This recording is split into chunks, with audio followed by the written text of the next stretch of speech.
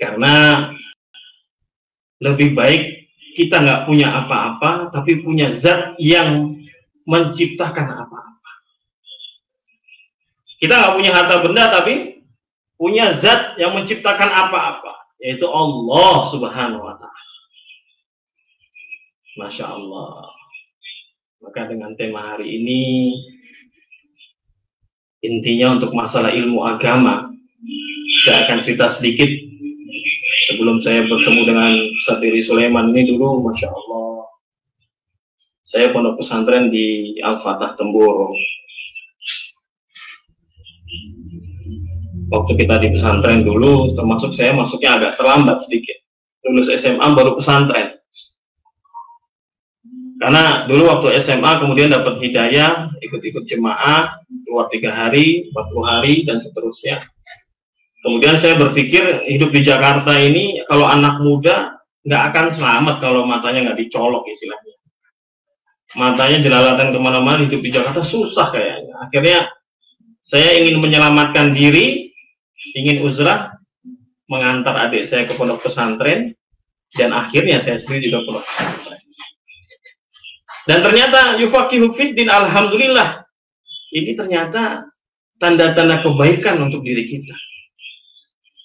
Bukan Allah Subhanahu wa Ta'ala kayakan kita, mendatangkan harta, ternyata Allah Subhanahu wa Ta'ala ingin pahamkan agama kepada kita. Subhanallah.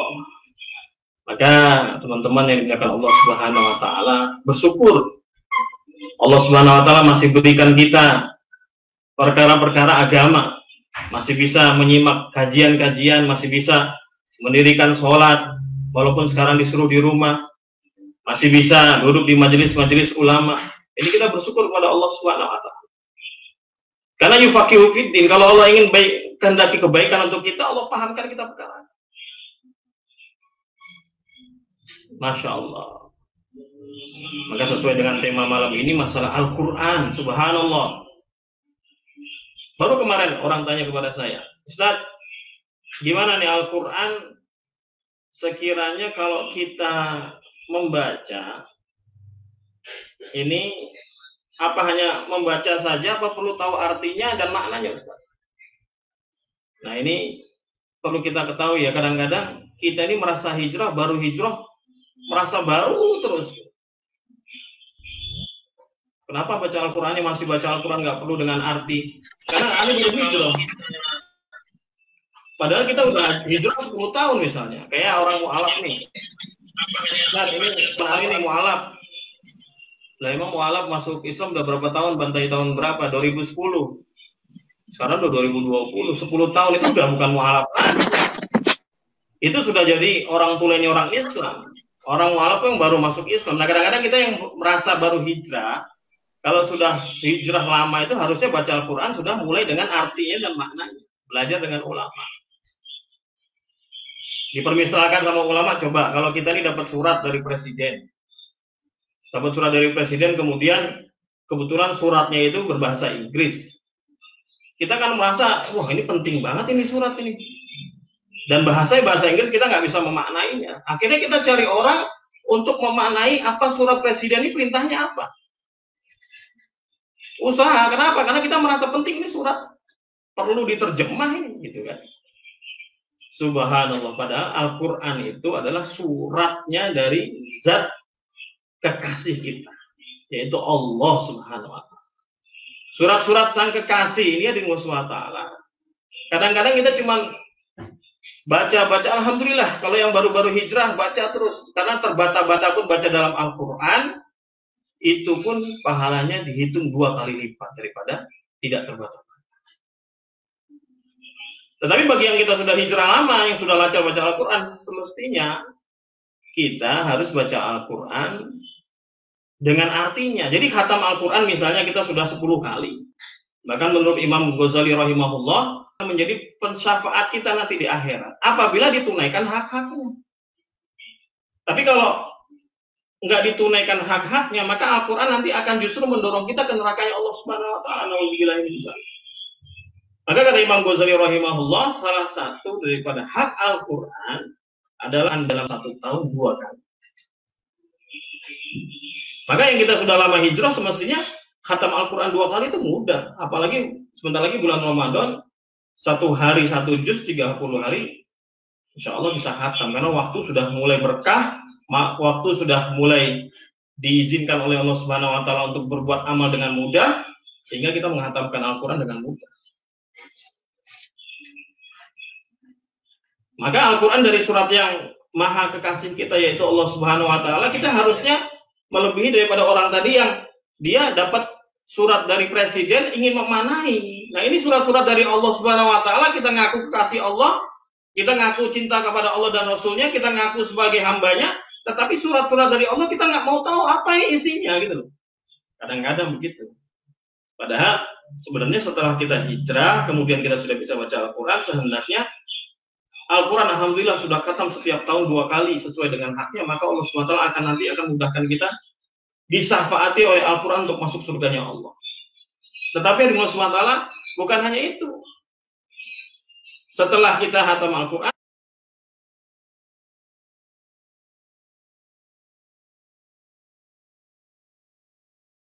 setelah kita sudah baca Al-Quran dengan artinya sudah khatam, baru tingkatkan.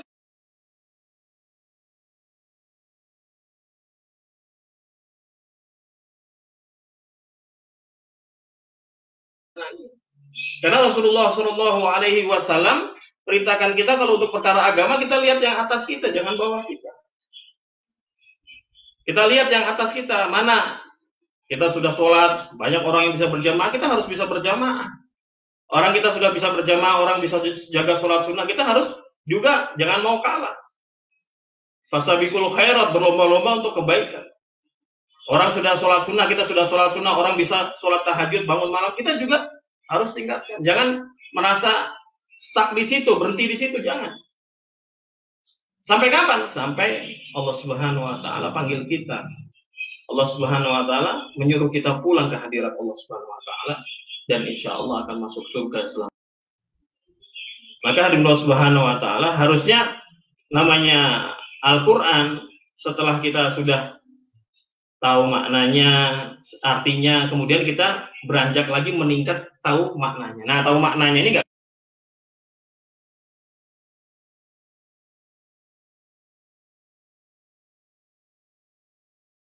bisa kita belajar sendiri.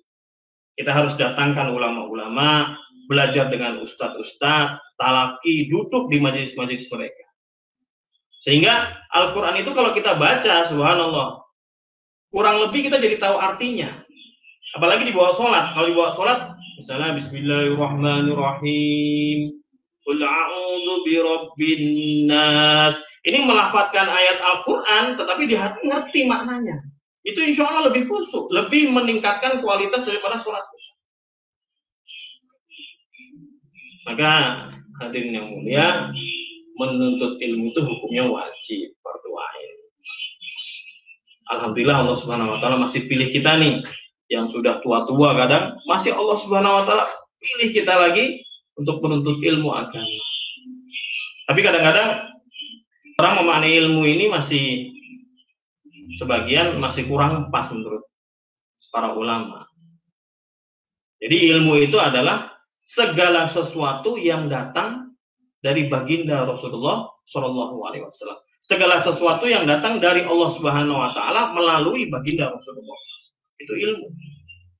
Jadi ilmu yang dimaksud dalam ilmu agama adalah segala sesuatu ilmu yang datang dari Allah melalui baginda Rasulullah SAW. Itu baru ilmu. Yang dimaksud ilmu dalam agama itu seperti itu. Segala sesuatu yang dari Allah melalui Rasulullah. Maka orang-orang yang sering menuntut ilmu, Masya Allah, fadilah-fadilahnya kita sudah sama-sama tahu. Orang yang berilmu, orang yang menuntut ilmu, sayapnya malaikat rela mereka membentangkan sayapnya untuk orang-orang ahli ilmu.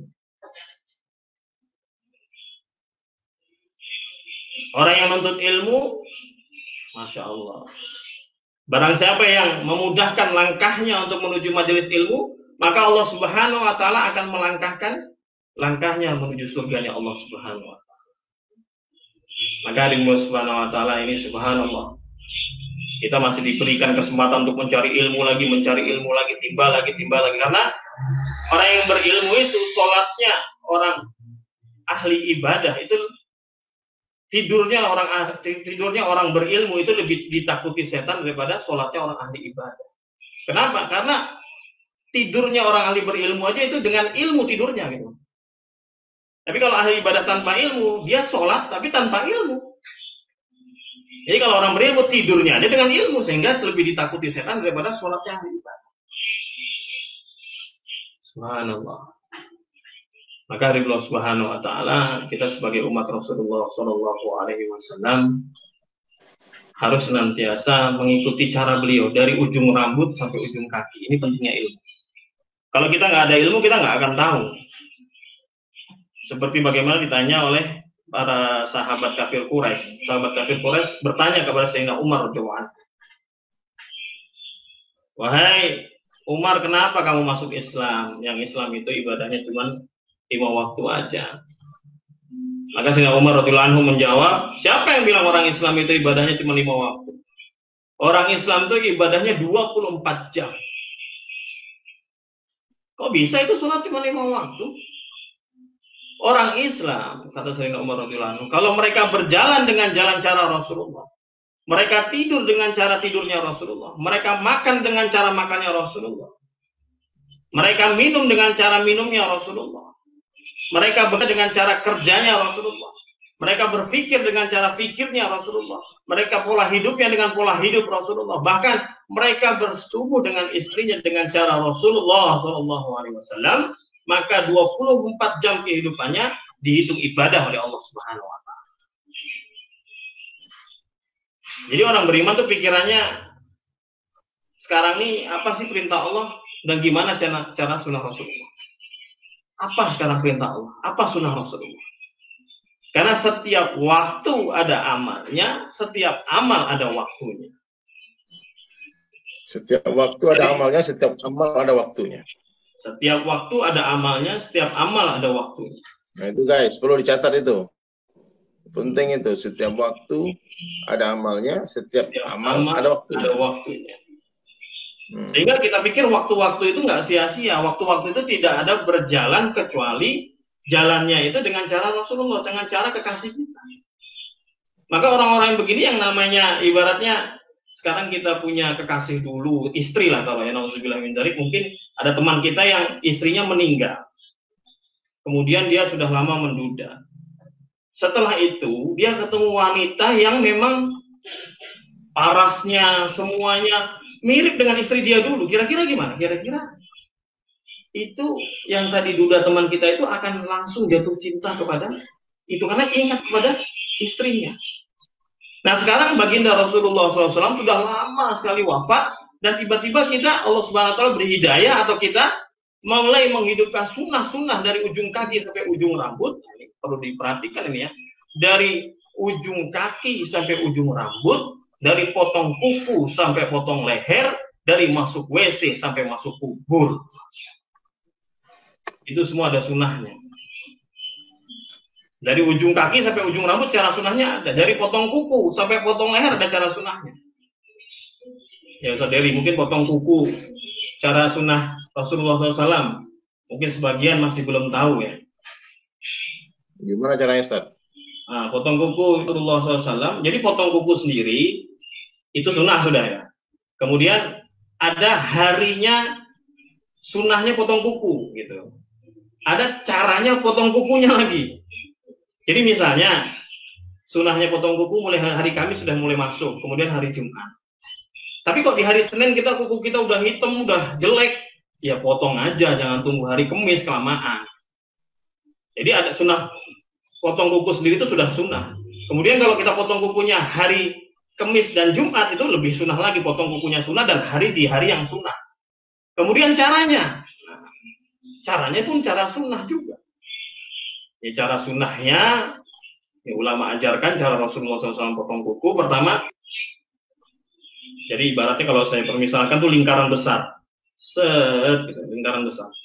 Dari telunjuk, tengah, terus manis, kelingking, terus kelingking kiri, terus jempol, terakhir jempol kanan. Ini sunnahnya potong kuku cara baginda Rasulullah SAW. Jadi potong kuku pun mengikuti sunnah Rasulullah. Akhirnya juga ingat ya, sunnah Rasulullah itu jangan, memang secara fikih Rasulullah, sunnah Rasulullah itu kalau diamalkan mendapatkan pahala, kalau ditinggalkan tidak mendapatkan dosa, itu sunnah.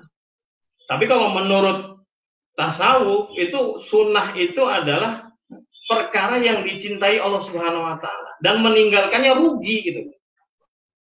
Untuk dunia aja kita nggak mau rugi, kenapa untuk agama kita mau rugi? Jadi sunnah itu jangan diremehkan. Kenapa? Karena perkara sunnah itu lebih mulia daripada surga. Sudah asap sendiri. Sunnah lebih mulia daripada surga.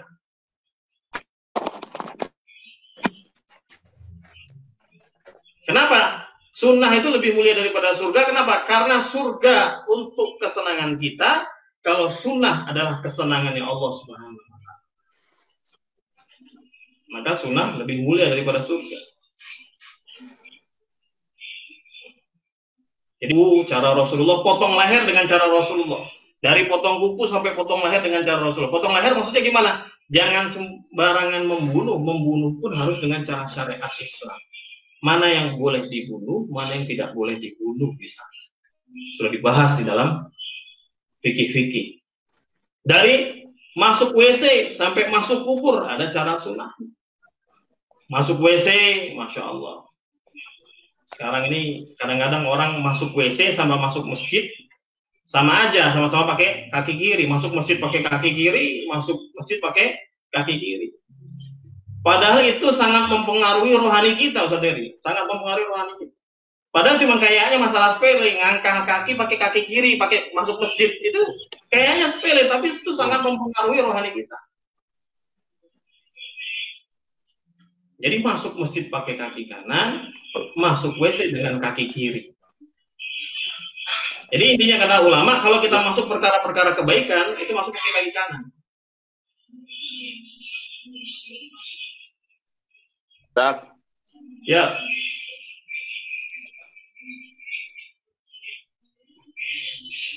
Gimana Ustaz Heri? Videonya putus-putus ya? Ana bagus. Halo? Ana bagus, insyaallah. Bismillah ya. Udah lancar radionya. Saya kurang dengar tadi, putus-putus Bang Ishak. Ustaz Ishak? Halo Ustaz Ishak, dengar suaranya? Ya, dengar. Bagus. Bersih. Suara Ana putus-putus di sana. Halo, Assalamualaikum. Waalaikumsalam warahmatullahi. Lah baik. Bagus suara. Afwan. Ustaz Ishak. Lah baik. Jadi Ustaz Ishak ya ternyata masuk ke madrasah setelah high school, setelah SMA ya. Betul. Ustaz Ishak sudah merasakan nikmatnya dunia dulu sebelum mengenal agama. Sama lah sama saya. Cuma saya kan lebih rock and roll, metal kan. Tapi Masya Allah ya, membawa semua keluarga hijrah pergi ke Temboro sehingga adik-adik sudah menjadi hafiz Quran semua, menjadi maulana bahkan kan. Salam buat keluarga di sana semua. Insyaallah. Apa beda nikmatnya? Nikmat kan sampai bertahun-tahun di madrasah Al-Quran, menghafal hadis. Apa nikmat menghafal Quran dan hadis itu? Maulana ya Ustaz Ishak yang dirasakan. Masya Allah. Seperti yang nikmatnya itu gimana? Seperti yang sering dikatakan sama Ustaz Heri. Jadi untuk bisa merasakan menghilangkan nikmatnya maksiat memang harus taat. Yang bisa menghilangkan rasa maksiat itu harus taat. Jadi ketika kita belajar, iya. Ketika orang merasakan nikmatnya taat, baru dia akan tinggalkan maksiat. Begitu kurang lebih ya. Iya, kata ulama otomatis. Jadi kata ulama, sekarang nih kita ini sebagai umat, kita harus biasakan. Kadang-kadang kita bilang umat sekarang ini, gitu kan. Kita kalau bicara masalah umat, itu bukan orang lain, umat itu termasuk kita. Gitu. Jadi umat ini ya termasuk kita. Ini seperti anak kecil sekarang. Anak kecil yang sedang main-main, Nah, padahal permainan dia yang sedang dia mainkan itu perkara bahaya. Maka kata ulama, gimana caranya supaya main-main yang berbahaya itu bisa berhenti? Caranya jangan diambil mainannya yang sedang dia main-main itu. Caranya kasih mainan yang lebih bagus daripada itu, sehingga dia ambil mainan lebih bagus itu, dia akan tinggalkan mainan yang berbahaya. Allah Akbar. Jadi maksiat itu emang nikmat. Kalau kata makanya istiqomah ya. Makanya orang-orang maksiat itu istiqomah terus ya. Iya. Makanya kalau kata Bung Roma, kenapa yang asyik-asyik, kan gitu. Itu diharamkan gitu kan. Kenapa yang enak-enak? Iya, betul. Karena maksiat. Jadi sahabat sekalian ya. Masya Allah sahabat sekalian ya, teman-teman di rumah. Jadi ternyata tidak ada kata terlambat untuk menuntut ilmu ya. Oh, aku udah SMP terlambat masuk pesantren, aku udah SMA terlambat masuk pesantren. Tidak. Nah, buktinya guru kita Ustadz Muhammad Ishaq ya, meskipun beliau memulai pendidikan di madrasah pada SMA, tapi beliau menyelesaikan pendidikan alimnya di sana. Dan Masya Allah sekarang aktif jadi da'i, berdakwah, mengajar juga di Majelis Ta'lim Al-Enjoy. Al-Enjoy ini di mana sih markasnya nih? Al-Enjoy markasnya di Depok nih, insya Allah. Di Depok. Dan Ustadz Ishaq juga sudah membina madrasah ya. Apa nama madrasahnya Ustadz pondoknya? Alhamdulillah sekarang kita kalau untuk pengasuh langsung dari Temboro, artinya kiai kita tetap kiai Temboro. Saya cuma berkhidmat di pesantren itu. Nama pesantrennya Pesantren Nurul Falah di Tangerang, di Cadas. Masya Allah. Alamatnya Ustadz, bagi tahu Ustadz. Ya boleh di Jalan Otista Mau, Jalan Otista Mau. Kemudian kilometer 7, tepatnya di Cadas, Kampung Karet, Cadas. Itu dari bandara cuma sekitar setengah jam. Allahu Akbar. Jadi gampang ya. Kalau ada nih jamaah kita yang mau membutuhkan anak itu putra apa putri? Apa putra putri? Putra putri, insya Allah. Programnya menghafal Quran kemudian alim. Putra putri. Programnya hafiz, alim. Hafiz dan alim. Pagi menghafal Quran, siangnya kemudian alim. Kemudian juga ada pendidikan formal, kalau mau pendidikan formal tetap ada formalnya. Ada formal juga. Ada formal. Insya Allah Syawal ini. Jadi Masya Allah ya Ustaz Ishaq ya. Saya menangkap ada banyak ilmu yang saya dapat malam ini nih.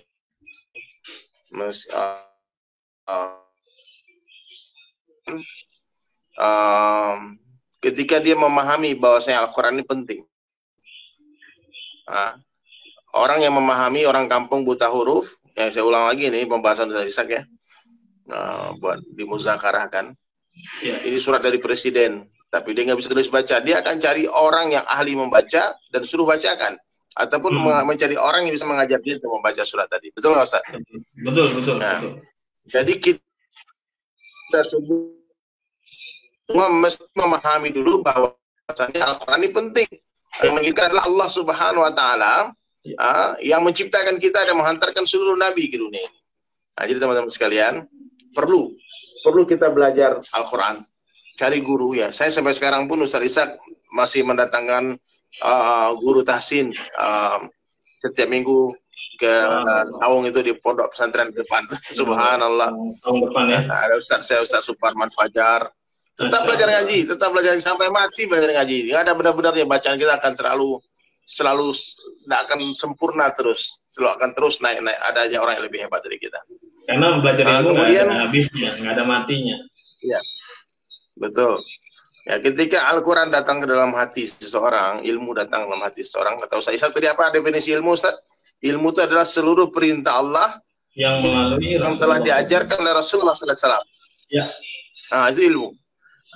Ketika ilmu datang, kehidupan seseorang berubah menjadi kehidupan sunnah Nabi Sallallahu Alaihi Wasallam. Beliau ceritakan tentang sunnah Nabi Sallallahu Alaihi Wasallam.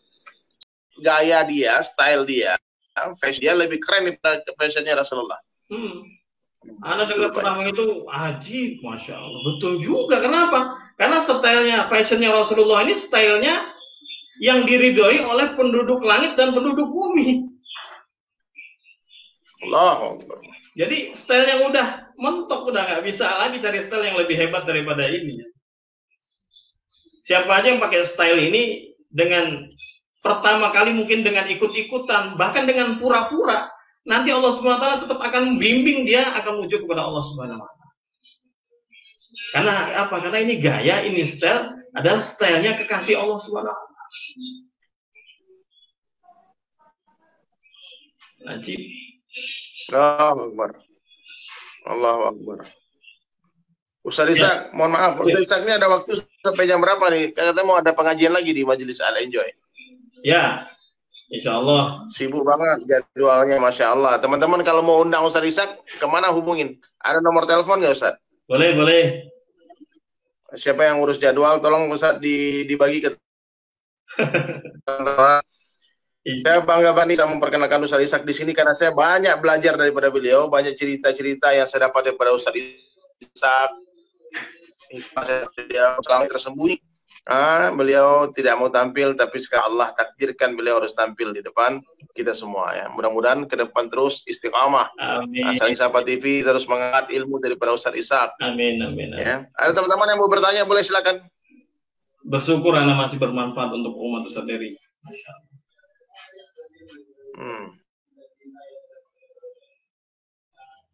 Ya mungkin kalau mau saya mohon maaf di HP saya lagi buka YouTube dulu sebentar, mau baca pertanyaan teman-teman dulu. Siap, insyaallah. Mana dia Saling Sapa TV nih loh. Mana admin kita tampilkan, ada Bang Yan Harlan. Bang Yan. Mana suaranya Bang Yan? Bapak Ustaz Dery. Ada pertanyaan apa Bang Yan? Ya tadi ini bagaimana kita bisa menikmati membaca Al-Quran tanpa ya? Bagaimana kita bisa menikmati membaca Al-Quran halaman demi halaman, juz demi juz dengan rasa nikmat yang kadang-kadang ada rasa lelah, capek atau malas gitu. Iya. Subhanallah. Dunia ini emang tempatnya capek. Dunia ini emang tempatnya capek. Tidur terus capek. Melek terus capek. Makan terus capek. Jadi gunakan capek-capek untuk agama. Gunakan capek-capek kita itu untuk Al-Quran. Jadi pertama, kalau untuk supaya kita nikmat, ya pertama Al-Quran itu penting dan itu surat-surat penting dari kekasih kita, yaitu Allah Subhanahu wa taala. Kalau kita sudah merasa penting itu surat, maka kayak tadi surat dari presiden itu buat kenang-kenangan betul, itu kita bungkus rapi-rapi, disimpan di lemari yang rapi. Kemudian kadang-kadang kita baca lagi. Ini apalagi ini surat bukan dari surat presiden, ini surat dari Zat yang menciptakan seluruh presiden. Allahu Akbar. Maka kita harusnya lebih cinta. Kalau kita udah cinta, Masya Allah, tahu sendiri kan. Kalau kita udah cinta itu lelah pun nggak kerasa. Lelah pun nggak kerasa. Bahkan lelah-lelah dalam memperjuangkan cinta itu kenikmatan. Gitu. Jadi timbulkan kecintaan dalam Al-Quran sehingga kita merasakan nikmat membaca Al-Quran dan tidak terasa mau berapa. Sayyidina Utsman radhiyallahu anhu sholat 2 rakaat sholat malam, 2 rakaat menghatamkan 1 Al-Quran. Subhanallah. Allahu Akbar. Kenapa? Karena kecintaannya Sayyidina Utsman radhiyallahu anhu kepada Al-Quran. Cuma 2 rakaat khatam Al-Quran. Ajib. Yan, Ustaz Ishak. Baik. Ya. Ustaz Ishak. Ya. Jadi ternyata ya dunia ini memang tempat berletih-letih ya. Dunia ini memang tempat bercapek-capek. Maksiat capek, taat pun capek. Habis makan capek, habis minum agak capek. Begitu juga habis baca Al-Quran. Semua capek. Habis baca Al-Quran, pasti kita akan merasakan capek. Betul nggak, Ustaz? Betul. Semuanya capek, nggak ada yang nggak capek. Mujahadah. Tapi ketika kita membaca surat dari kekasih kita, timbulkan kecintaan dalam Al-Quran sehingga kita merasakan nikmat membaca Al-Quran dan tidak terasa mau berapa. Sayyidina saudari kemut itu mute.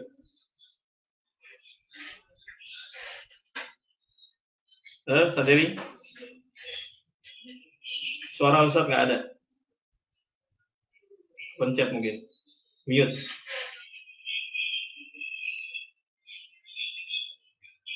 Saderi? Ya, maaf. Assalamualaikum. Maaf. Waalaikumsalam. Ya. Gimana? Ustaz. Iya. Masya Allah. Jadi memang harus dilawan ya. Sampai ketika kita merasakan apa yang sedang kita baca adalah surat yang sangat penting daripada kekasih kita Allah Subhanahu wa taala. Suratnya lebih penting daripada suratnya presiden, surat lebih penting daripada suratnya orang yang kita cintai, karena Allah lah orang yang menciptakan orang yang kita cintai tersebut. Betul nggak Ustaz? Betul. Nah, jadi insya Allah ya teman-teman semua, kalau kita sudah memahami hal-hal sederhana ini, tauhid, tentang kebesaran Allah Subhanahu wa taala, tentang sunnah Nabi Sallallahu Alaihi Wasallam, tentang nikmatnya ibadah, nikmatnya membaca Al-Quran, maka pasti kita tidak akan pernah mau berminat lagi untuk bermaksiat. Betul, Ustaz. Betul. Yang saya tangkap dari apa yang Ustaz tadi, bahwasanya maksiat itu nikmat kata Ustaz Ishak, tapi taat jauh lebih nikmat daripada maksiat itu. Dan tidak akan ada satu orang manusia pun yang mau meninggalkan nikmatnya maksiat sebelum dia merasakan nikmatnya taat. Betul Ustaz. Ya, jadi taat itu nikmat. Ada lagunya itu Ustaz Ishak. Iya. Ustaz Ishak, mohon maaf Ustaz Ishak. DSAS ya. Tadi sudah diberikan alamat pesantren sudah ya. Alamat yang dihubungi kalau untuk mengundang Ustaz Ishak bagaimana? Iya, kalau nomor telepon 0821. Saderi? Hilang lagi. 0821 kemudian 111 30383. Jadi satunya ada 4. 0821. Maaf kurang jelas ya Ustaz. Putus-putus ulang lagi Ustaz. 0821. Ya, 081. 0821. Terus 111, satunya 3 kali, kemudian 30383.